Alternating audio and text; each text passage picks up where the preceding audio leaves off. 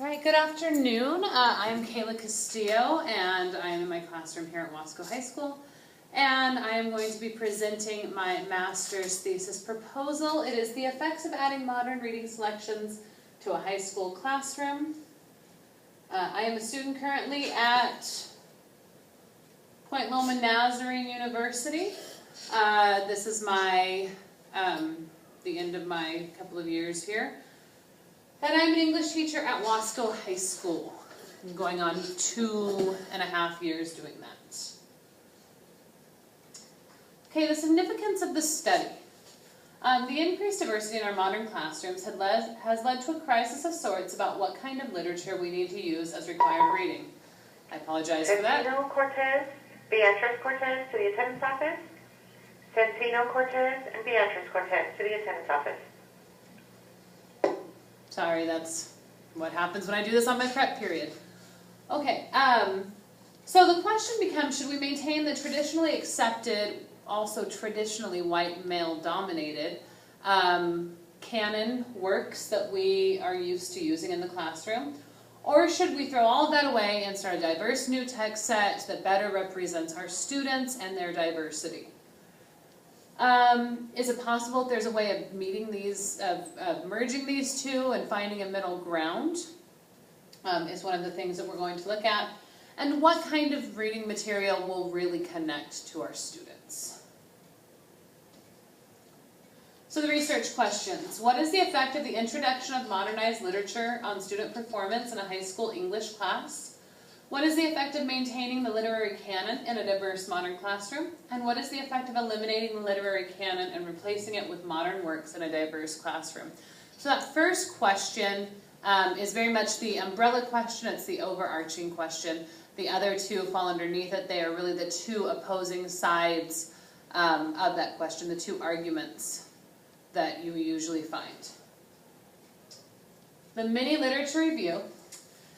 Harold Bloom's The Western Canon was an attempt to create an anthology of sorts which identified the greatest and most important literature from the Western world. So Bloom went through, all the way back into Greek and Roman mythology and writing and literature, and found the key works, the most prolific, identifying works from those periods. And he put it all together in one book, The Western Canon. He explained why it was so important, and he included these works. This has been used to build reading lists across the country ever since its publication in 1994.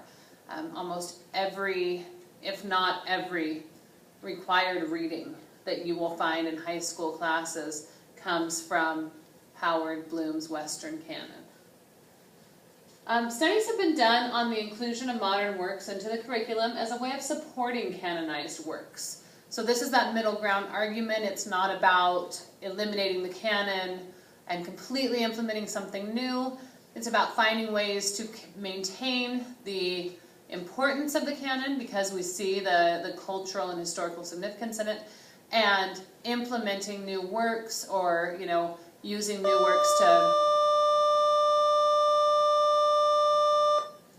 works to pair up with canonized works as a way of supplementing those things.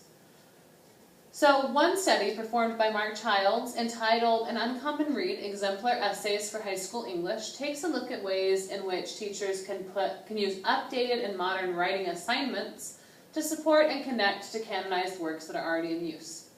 Through this, Childs argues that the students get the best of both worlds. They get the cultural significance of the historical works of literature, but they also get the modern approach to the analysis of the work. This approach of pairing the canonized works with modern selections is gaining traction in English departments across the nation.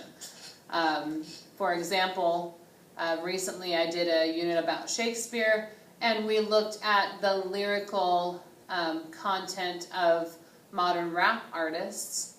And there's actually something called the Shakespeare Hip Hop Company that comes out of England. And we used some of their videos to try to connect this new young generation to Shakespeare with something that they understood, which was the lyricism of rap and hip hop. Methodology.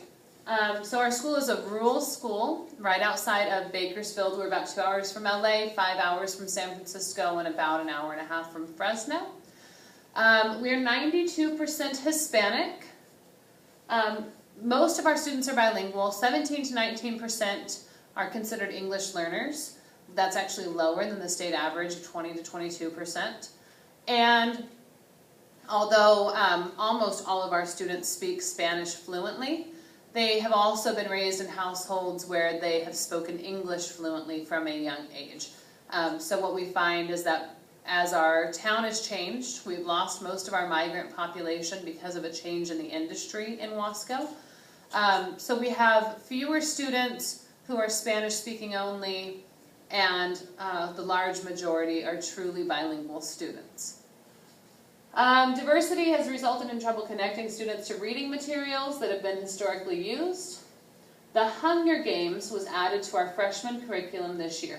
It does not replace any of the reading that they do in the freshman class. It was added as a supplemental reading to the English 9 support classes. The support classes are classes that the kids take concurrently with the regular English class to help boost their grade, to help to give them extra support in English. That is based on their test scores as incoming freshmen.